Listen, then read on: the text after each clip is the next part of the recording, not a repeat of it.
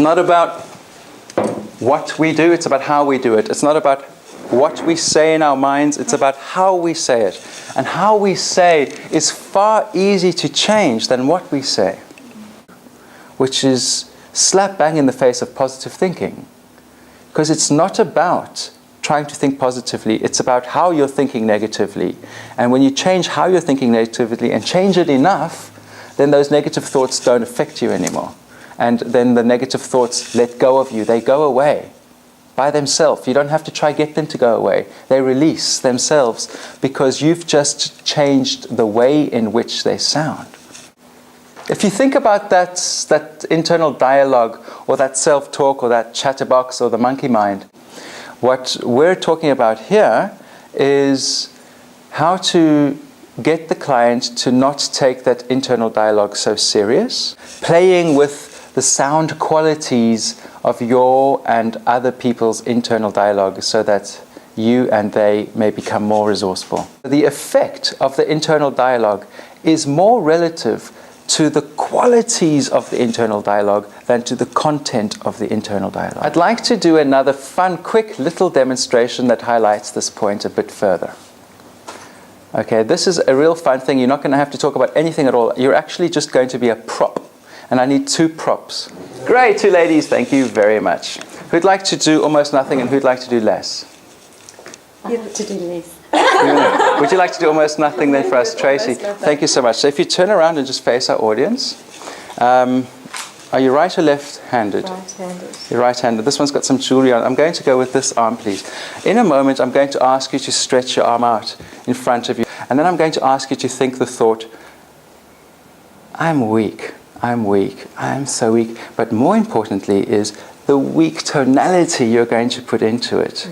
Okay, I'm weak, weak, weak, weak, weak, weak. Just think some weak thoughts.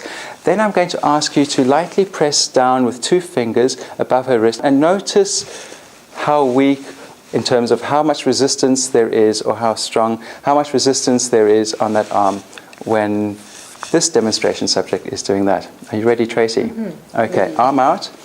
And I want you to think I am weak in I am weak tonality. And just keep that thought, I am weak. So weak. I really want you to take that weak tonality seriously, just for a few more seconds. So weak. So weak. And just test that, would you please? Okay. It just collapses. Thank you very much. That's part 1. Okay, thanks. Flip side of the coin. I am strong. I am strong, strong, strong. Mm-hmm. Just put it in there. Those strong thoughts. I am strong. Pillar of strength, steel bar, solid. I am strong, strong, strong. Pump it up. Strong tonality in the way that's right for you. Please test. Test more. Strong, strong. Test more.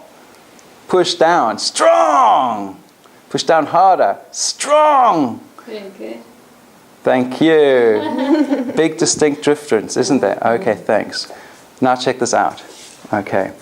I want you to stick your arm out again. We're going to do something now that is different. Mm-hmm. I'm going to ask you to think, I am weak, but with a strong tonality. I am weak. I am weak.